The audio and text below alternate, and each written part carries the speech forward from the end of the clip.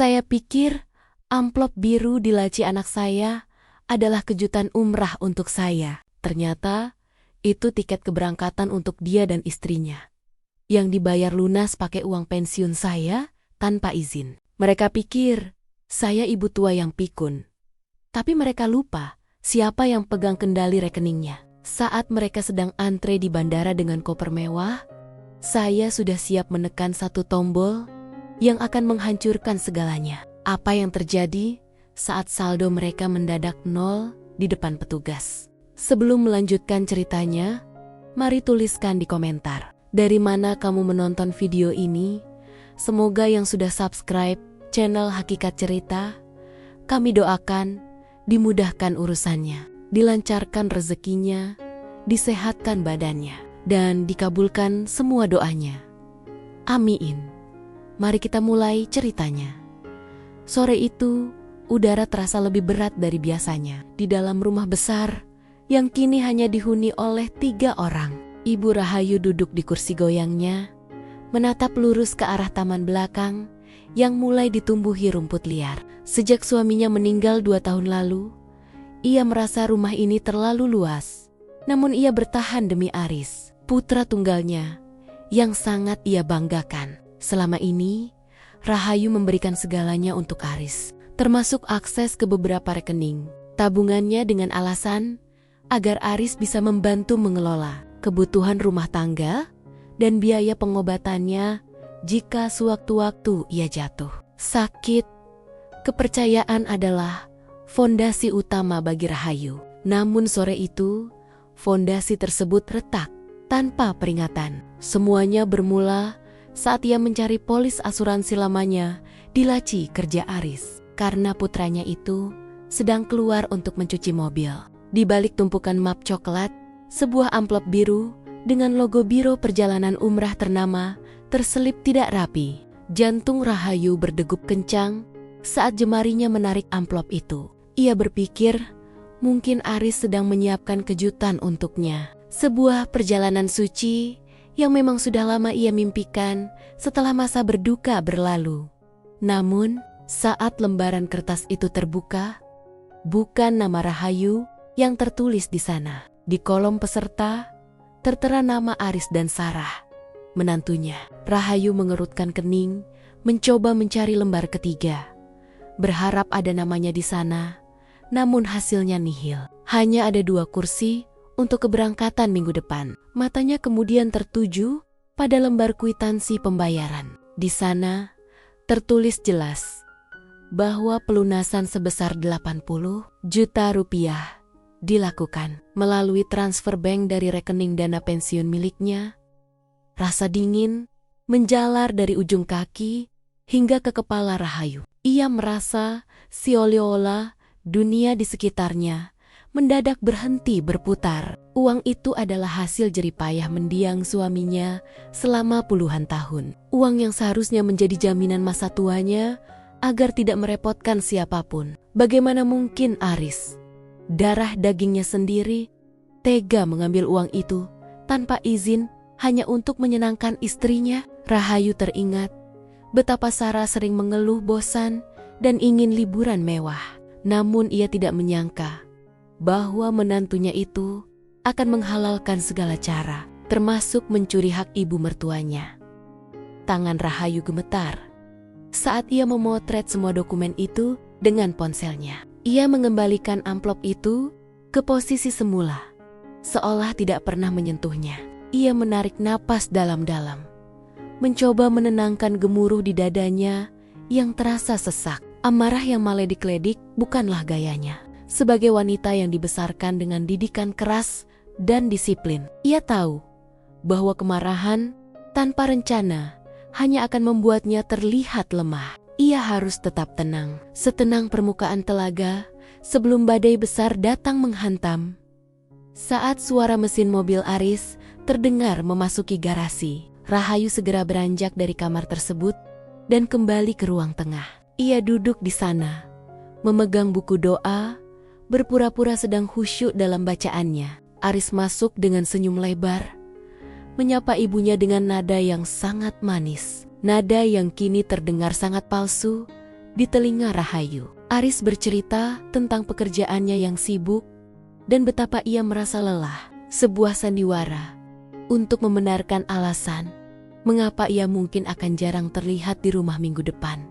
Rahayu hanya membalas dengan senyuman tipis dan anggukan pelan. Ia menatap wajah anaknya, mencari-cari sisa kejujuran yang mungkin masih tersisa di sana. Namun yang ia lihat hanyalah kerakusan yang tertutup topeng bakti. Di dalam pikirannya, sebuah rencana besar mulai tersusun rapi. Jika Aris menganggap ibunya adalah orang tua pikun yang mudah dikelabui, maka ia akan memberikan pelajaran yang tidak akan pernah dilupakan anak itu seumur hidupnya. Permainan baru saja dimulai, dan Rahayu tidak akan membiarkan pengkhianatan ini berlalu begitu saja tanpa harga yang mahal. Malam itu, Rahayu tidak bisa tidur. Ia terus memikirkan bagaimana Aris dan Sarah mungkin sedang tertawa di dalam kamar mereka, membayangkan indahnya perjalanan ke Tanah Suci dengan uang hasil curian. Hati Rahayu semakin mengeras. Ia menyadari bahwa memaafkan terkadang berarti membiarkan orang lain terus menyakiti kita. Ia memutuskan bahwa kali ini kasih sayang seorang ibu harus diwujudkan dalam bentuk ketegasan yang pahit. Ia akan membiarkan mereka melangkah hingga ke pintu keberangkatan sebelum akhirnya menjatuhkan mereka ke dasar kenyataan yang paling dingin. Pagi itu, sinar matahari masuk melalui celah jendela ruang makan, menciptakan bayangan panjang di atas meja kayu jati yang penuh dengan hidangan sarapan. Rahayu duduk dengan tenang, menyesap teh hangatnya perlahan. Di hadapannya, Aris dan Sarah tampak begitu bersemangat. Mereka sesekali saling berbisik dan melempar senyum yang terlihat sangat dipaksakan di mata Rahayu. Jika biasanya Rahayu melihat senyuman itu sebagai bentuk kebahagiaan anak dan menantunya, kini ia hanya melihatnya sebagai sebuah sandiwara yang licik dan penuh tipu daya. Aris kemudian membuka pembicaraan dengan nada yang sangat hati-hati, seolah takut salah bicara. Ia mengatakan bahwa dalam beberapa hari ke depan, ia dan Sarah harus pergi keluar kota untuk urusan proyek besar yang sangat mendesak. Aris juga menambahkan bahwa uang yang ia pinjam dari rekening ibunya beberapa hari lalu sudah ia putar untuk modal awal proyek tersebut. Ia berjanji, setelah proyek ini selesai, ia akan mengembalikan uang itu berkali-kali lipat dan membawa ibunya jalan-jalan kemanapun yang diinginkan. Rahayu hanya mendengarkan sambil terus mengunyah makanannya dengan tenang. Meskipun di dalam hatinya, ia merasa sangat miris melihat betapa lancarnya lidah anaknya sendiri dalam merangkai kebohongan. Sarah ikut menimpali dengan nada yang dibuat semanis mungkin, mengatakan betapa mereka sangat bekerja keras demi masa depan keluarga. Rahayu menatap menantunya itu tepat di matanya, membuat Sarah sempat salah tingkah dan memalingkan wajah untuk membetulkan letak kerudungnya. Rahayu tahu betul bahwa koper-koper di kamar atas sudah mulai dikemas, bukan dengan pakaian kerja, melainkan dengan kain ihram dan perlengkapan ibadah lainnya yang dibeli dari hasil jerih payah mendiang suaminya. Tidak ada sedikit pun rasa bersalah yang terpancar dari wajah mereka. Yang ada hanyalah ambisi untuk berangkat ke Tanah Suci dengan cara yang sangat kotor sepanjang sarapan itu. Rahayu tetap bersikap seperti ibu yang lugu dan penuh dukungan. Ia bahkan sempat mengelus punggung tangan Aris dan mendoakan agar urusannya lancar. Di balik gerakan itu, Rahayu sebenarnya sedang mengamati ponsel Aris yang tergeletak di meja. Ia memperhatikan saat Aris membuka aplikasi perbankan untuk menunjukkan sialiala saldo rekeningnya sedang menipis karena urusan proyek. Rahayu menyadari bahwa Aris merasa sangat aman karena memegang kendali penuh atas akses digital kekayaan ibunya. Kepercayaan diri Aris yang berlebihan itulah yang nantinya akan menjadi senjata utama bagi Rahayu untuk menjatuhkannya. Setelah mereka berdua berangkat kerja, Rahayu segera masuk ke kamarnya. Ia tidak lagi duduk di kursi goyang dengan tatapan kosong. Ia menyalakan laptop lamanya dan mulai masuk ke layanan perbankan daring yang selama ini jarang ia gunakan sendiri. Dengan tangan yang stabil, ia memeriksa setiap detail mutasi rekening. Hatinya kembali berdenyut perih melihat deretan angka yang keluar untuk pembayaran hotel berbintang di Mekah dan Madinah. Namun, bukannya menangis, Rahayu justru mencatat semua nomor referensi transaksi tersebut. Ia membutuhkan bakti-bakti ini sebagai dasar hukum yang kuat nantinya. Rahayu kemudian menelepon salah satu teman lamanya yang bekerja sebagai manajer di bank pusat. Ia bertanya dengan sangat detail mengenai prosedur pemindahan aset dan penutupan, akses kartu debit, serta aplikasi ponsel secara mendadak. Ia memastikan bahwa semua langkah yang akan ia ambil tidak akan meninggalkan celah bagi Aris untuk melakukan pembelaan. Di sela-sela percakapan itu, Rahayu sesekali menghela napas panjang, menyadari bahwa ia sedang bersiap untuk berperang melawan darah dagingnya sendiri. Namun, baginya, pelajaran tentang kejujuran jauh lebih penting daripada sekadar harta yang hilang.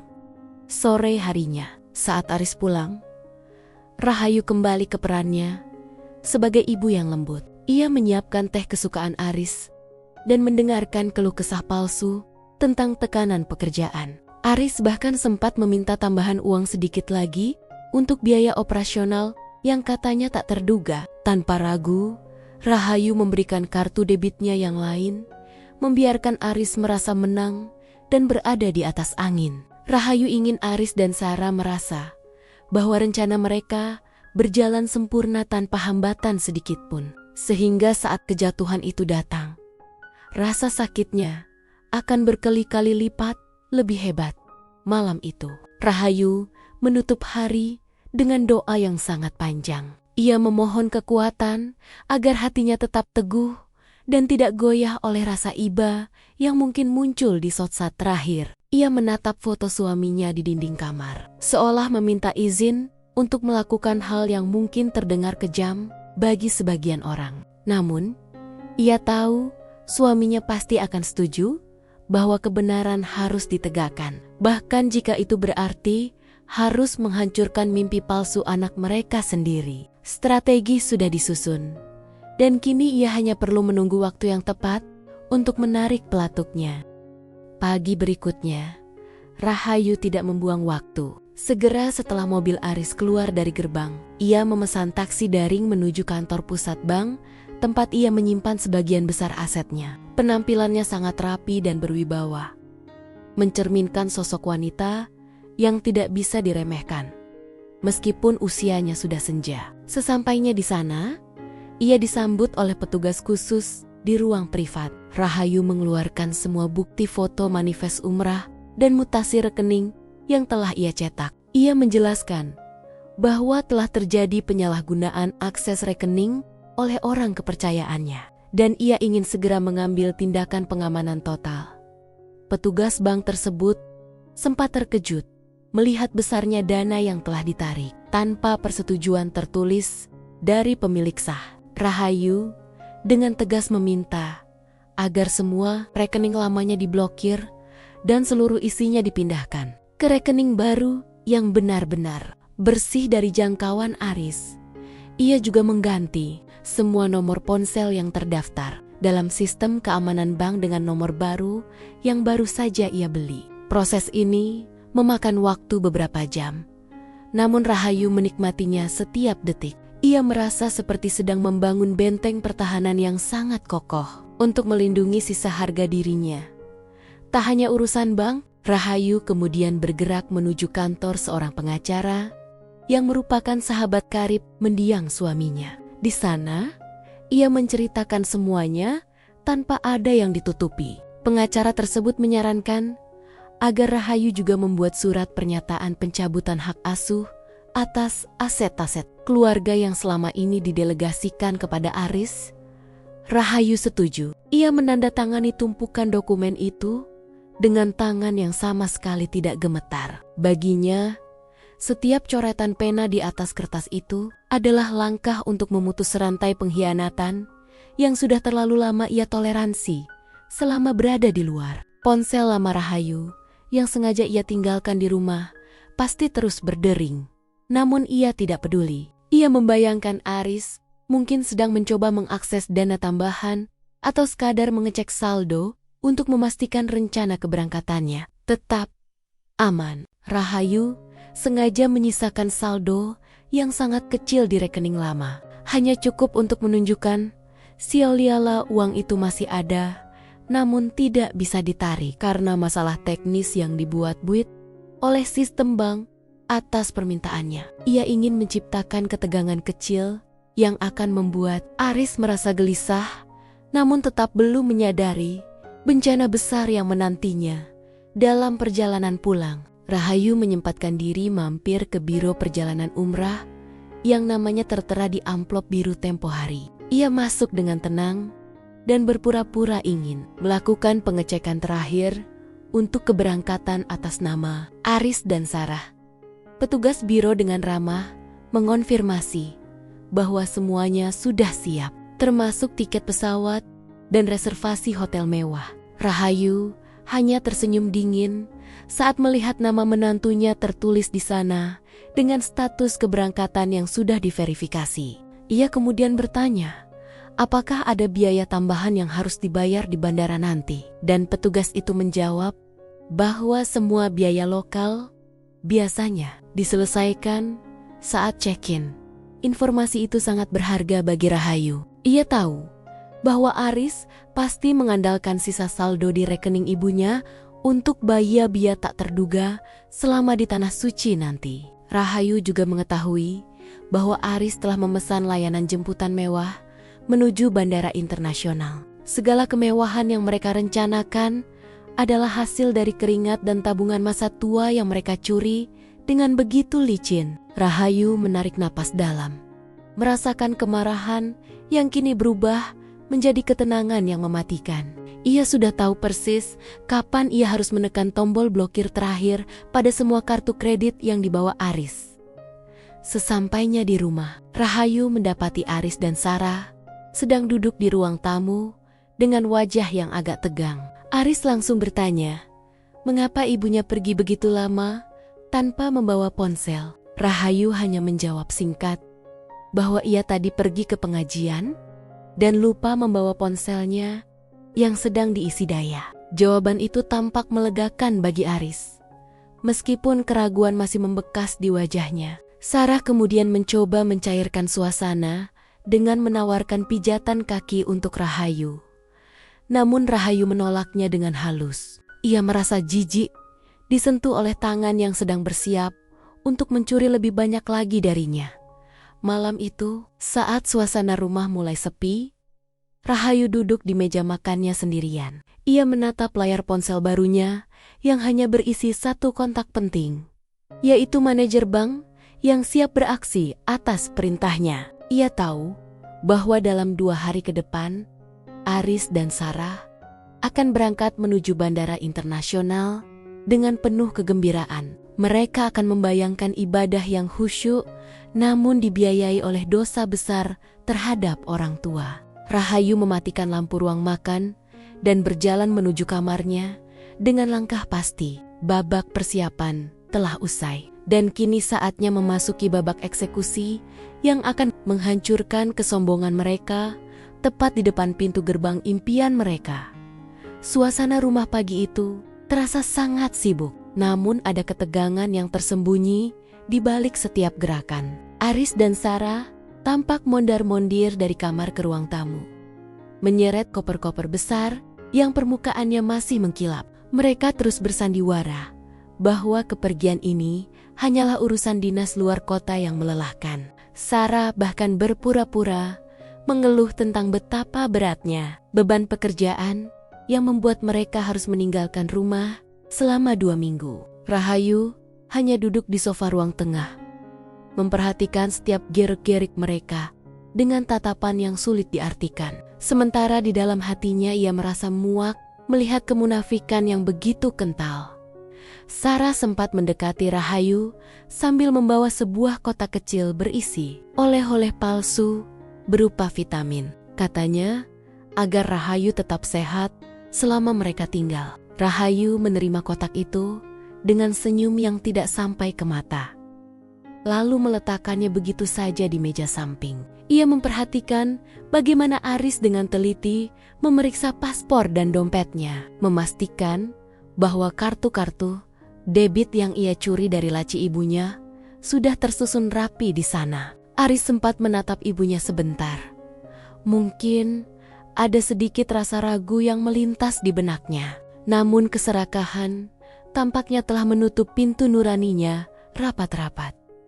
Menjelang siang, sebuah mobil sewaan mewah yang dipesan Aris tiba di depan gerbang. Aris dan Sarah mulai menaikkan koper-koper mereka ke dalam bagasi dengan terburu-buru, seolah takut ada sesuatu yang tertinggal. Rahayu berdiri di ambang pintu, melihat pemandangan itu seperti sedang menonton sebuah pertunjukan teater yang menyedihkan. Ia tahu betul bahwa di dalam koper-koper itu tersimpan kain ihram yang suci, namun dibawa oleh tanggen-tenggen yang kotor. Ironi itu terasa begitu menyengat di dada Rahayu, membuatnya semakin yakin bahwa keputusannya untuk bertindak tegas adalah jalan yang benar.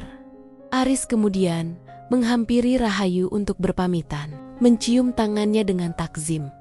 Sebuah formalitas yang kini terasa hambar bagi Rahayu. Sarah juga melakukan hal yang sama, bahkan sempat memeluk mertuanya itu sambil membisikkan kota-kota manis tentang betapa mereka akan merindukan rumah. Rahayu membiarkan pelukan itu terjadi, merasakan napas menantunya yang terasa dingin di telinganya. Ia tidak mengatakan banyak hal, hanya berpesan agar mereka berhati-hati dan selalu ingat bahwa setiap perbuatan pasti akan menemukan balasannya. Aris sempat tertegun mendengar kalimat itu, namun ia segera menepis rasa tidak enaknya dengan tawa kecil yang dipaksakan saat mobil mulai bergerak meninggalkan halaman rumah. Rahayu tidak kembali masuk ke dalam. Ia justru berjalan menuju mobil pribadinya yang sudah ia siapkan di balik garasi samping. Ia telah meminta supir kepercayaannya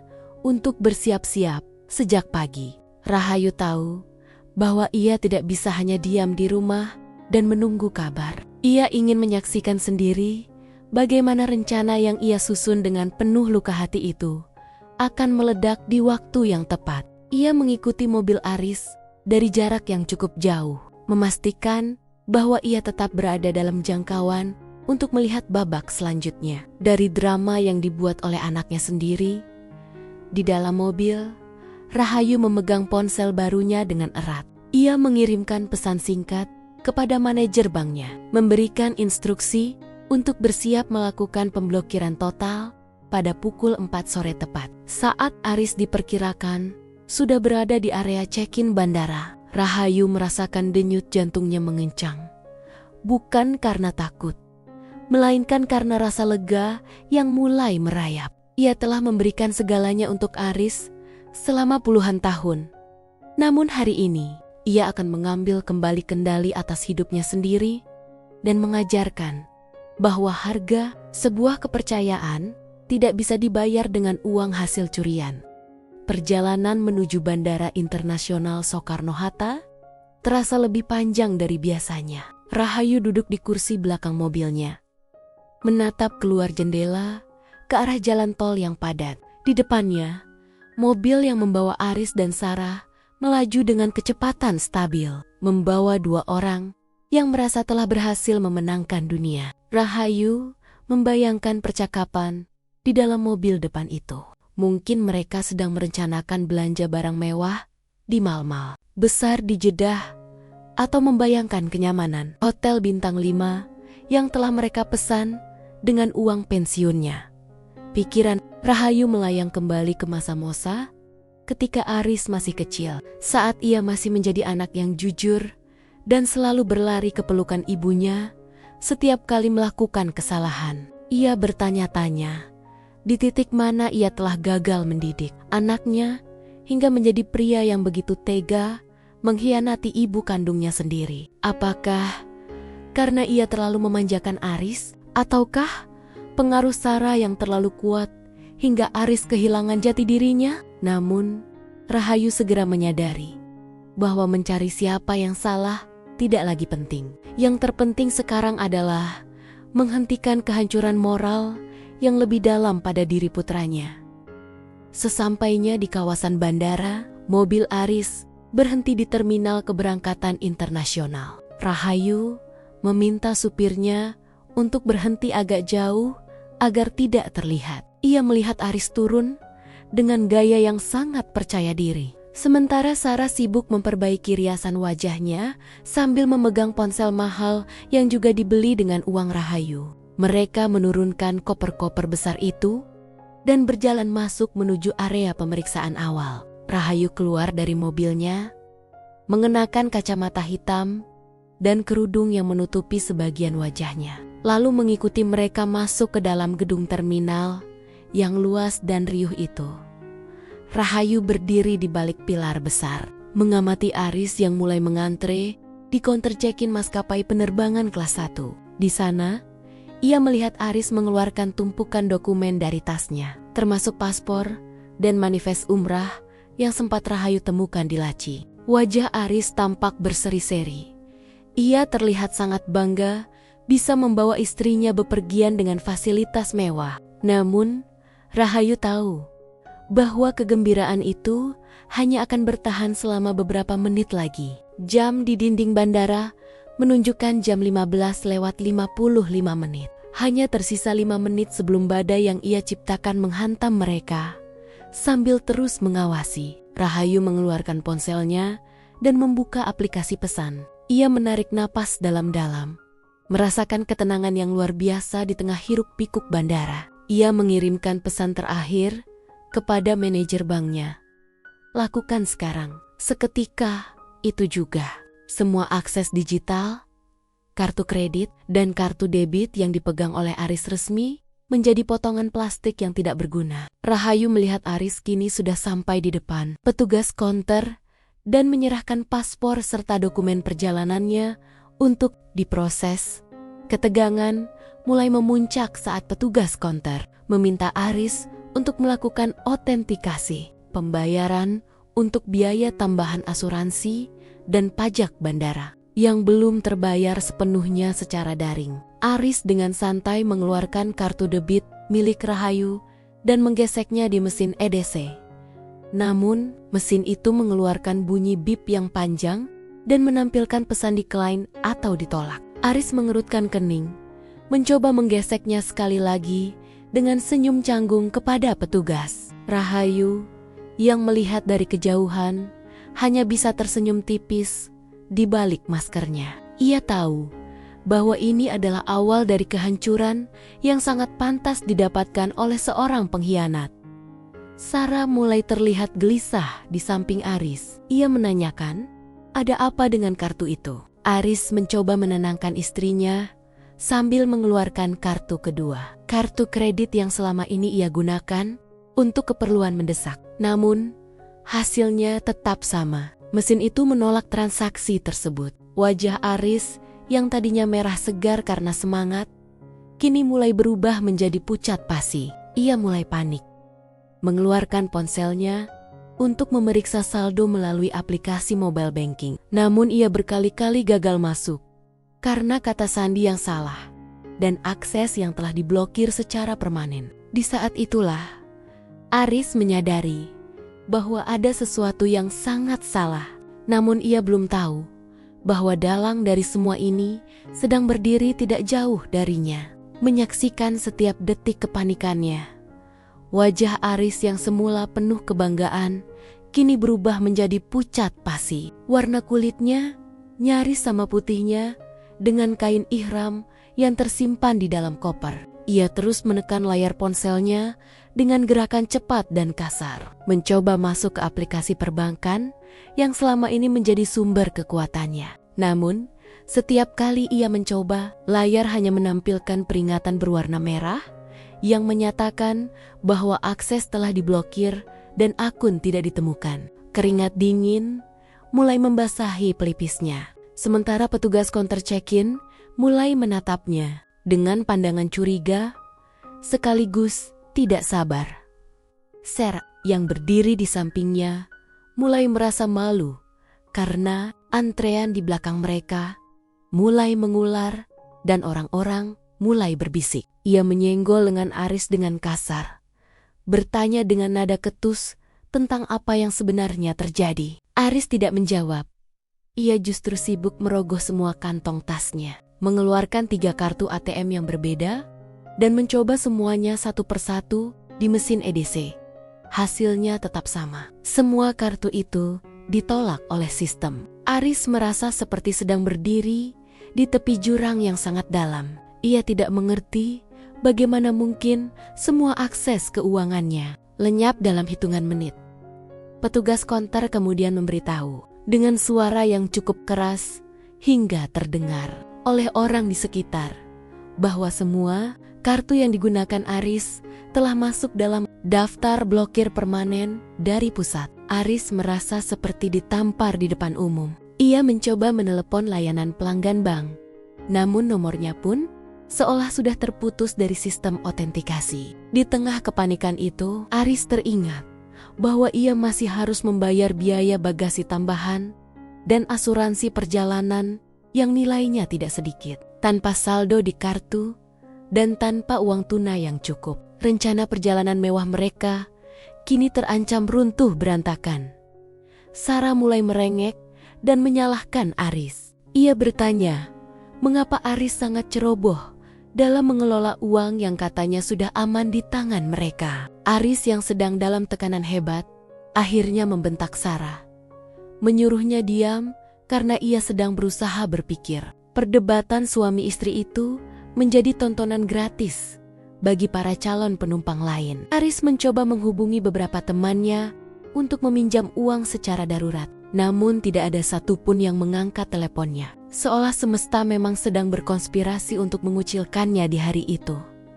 Saat Aris sedang terduduk lemas di dekat tumpukan kopernya dengan kepala tertunduk, ia melihat sepasang sepatu yang sangat ia kenal berdiri tepat di depannya. Sepatu itu adalah sepatu kulit hitam milik ibunya.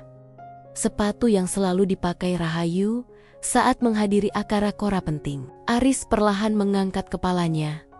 Jantungnya berdegup sangat kencang hingga ia merasa sesak. Di sana berdiri Rahayu dengan wajah yang sangat tenang, tanpa kemarahan yang meluap-luap, namun dengan tatapan mata yang sangat tajam dan menusuk hingga ke relung jiwanya. Rahayu tidak mengatakan apapun pada awalnya. Ia hanya menatap putranya yang sedang berantakan itu dengan saksama. Aris mencoba membuka mulutnya, ingin memberikan 1001 alasan atau mungkin kembali berbohong. Namun lidahnya terasa keluh. Di belakang Aris, Sarah ikut mematung. Wajahnya yang penuh riasan kini tampak kusam karena ketakutan. Mereka berdua menyadari bahwa keberadaan Rahayu di bandara itu bukanlah sebuah kebetulan, melainkan tanda bahwa sandiwara mereka telah berakhir dengan cara yang paling memalukan. Rahayu melangkah maju 1 langkah, membuat Aris secara naluriah mundur hingga menabrak koper besarnya sendiri. Dengan gerakan yang sangat anggun, Rahayu membuka tas kecilnya dan mengeluarkan tumpukan kertas yang telah ia cetak sebelumnya. Ia meletakkan kertis-kertis itu di atas koper Aris satu persatu. Itu adalah bukti, manifest umrah, rincian mutasi rekening dana pensiun yang dicuri, hingga foto-foto dokumen yang Aris sembunyikan di laci kamar. Setiap lembar kertas yang jatuh seolah menjadi beban yang menghimpit dada Aris hingga ia sulit bernapas.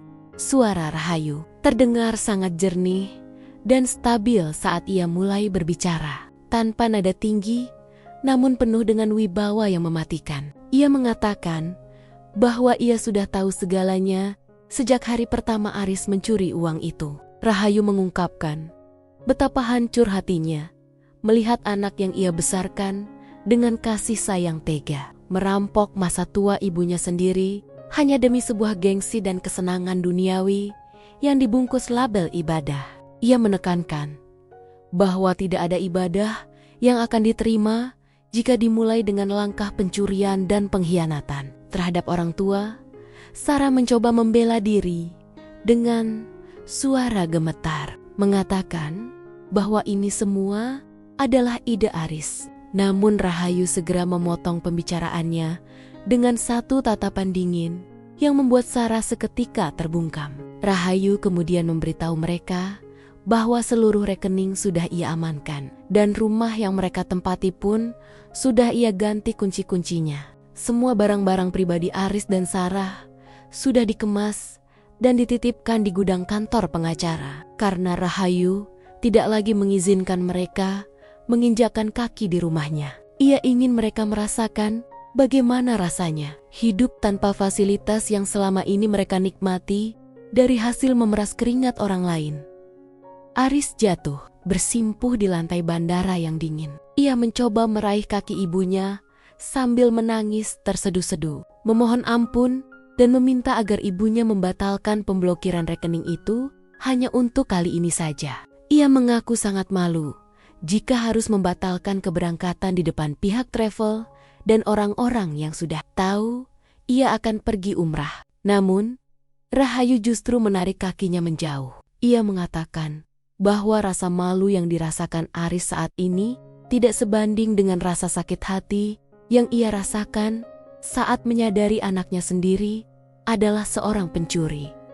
Rahayu kemudian berbalik badan, bersiap untuk pergi meninggalkan mereka yang masih terpuruk di area check-in. Sebelum banner-banner melangkah jauh, ia menoleh sedikit dan mengatakan bahwa tiket pesawat itu sudah ia batalkan secara resmi melalui biro perjalanan 1 jam yang lalu. Dan uang pengembaliannya sudah masuk ke rekening barunya. Ia membiarkan Aris dan Sarah berdiri di sana tanpa uang sepeser pun, tanpa tempat tinggal yang pasti, dan dengan tumpukan koper yang kini hanya menjadi beban yang tidak berguna sambil berjalan menjauh. Rahayu merasakan beban di pundaknya seolah terangkat. Ia tidak merasa sedih, ia justru merasa merdeka. Ia melihat Aris dan Sarah mulai diusir oleh petugas keamanan karena dianggap mengganggu ketertiban di area konter. Pemandangan putranya yang diseret menjauh sambil membawa koper-koper kemunafikan itu adalah penutup babak yang sempurna. Rahayu masuk ke dalam mobilnya dengan senyum yang tulus. Sebuah senyum kemenangan seorang wanita yang berhasil merebut kembali martabatnya dari tangan para pengkhianat yang paling ia sayangi.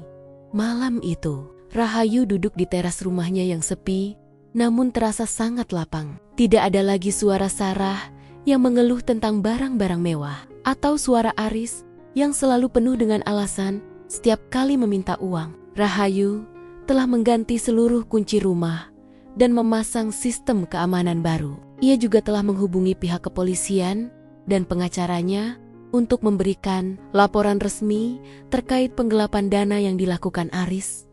Baginya, memberikan maaf bukan berarti menghapuskan konsekuensi hukum. Ia ingin Aris belajar bahwa dunia memiliki aturan dan seorang ibu memiliki batas kesabaran.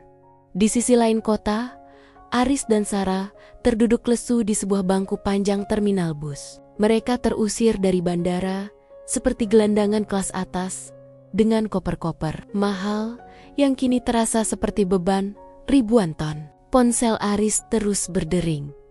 Bukan dari ibunya yang diharapkan membawa kabar pengampunan, melainkan dari pihak biro perjalanan yang menuntut denda pembatalan dan ganti rugi atas kerusakan nama baik mereka. Aris mencoba menghubungi mertuanya.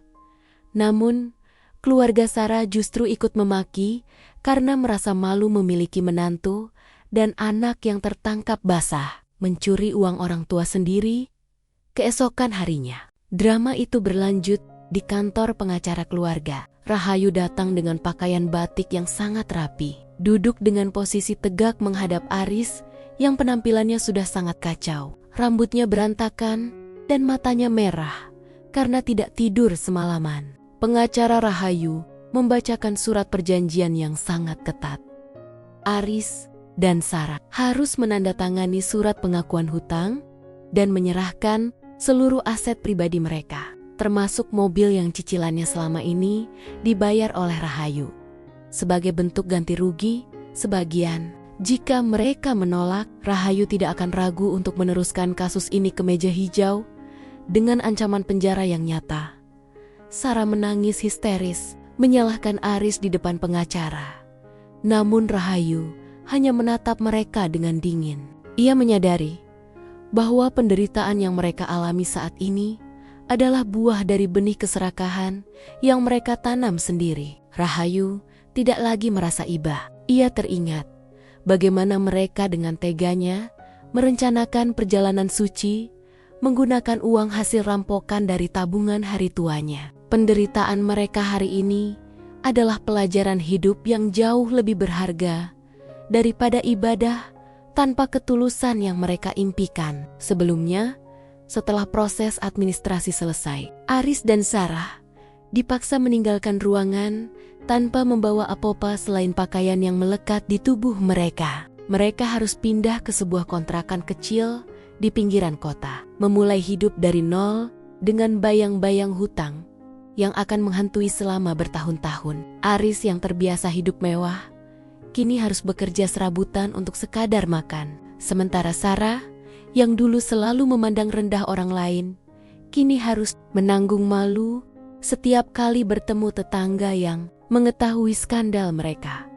Rahayu menggunakan sisa uang pensiunnya yang berhasil ia selamatkan untuk banner-banner berangkat ke Tanah Suci. Namun, kali ini ia pergi dengan hati yang bersih, ditemani oleh seorang pendamping profesional dan doa-doa tulus untuk mendiang suaminya. Ia tidak lagi merasa kesepian, karena ia tahu bahwa martabat dan harga dirinya telah kembali. Di depan Ka'bah, Rahayu berdoa agar Aris benar-benar bertobat, bukan karena miskin, melainkan karena ia menyadari kesalahannya. Kisah tentang Ibu Rahayu menjadi buah bibir di lingkungan tempat tinggalnya, sebuah peringatan bagi siapapun agar tidak meremehkan ketegasan seorang ibu. Rahayu membuktikan bahwa kasih sayang ibu memang tidak terbatas, namun kehormatan seorang manusia memiliki garis batas yang tidak boleh dilanggar. Ia menikmati masa tuanya dengan ketenangan yang sesungguhnya, berkebun di taman belakangnya yang kini kembali asri. Tanpa ada lagi racun pengkhianatan di dalam rumahnya, penderitaan Aris dan Sarah menjadi abadi dalam catatan sejarah keluarga mereka sebagai pengingat pahit. Mereka terjebak dalam kemiskinan dan penyesalan yang tidak berujung. Sementara Rahayu melangkah maju menyongsong masa depan yang lebih bermartabat. Keadilan telah ditegakkan di atas tanah airnya sendiri. Dan Rahayu akhirnya bisa tidur dengan nyenyak, tahu bahwa ia telah menjadi ibu sekaligus guru yang paling keras bagi anak yang telah mengkhianatinya.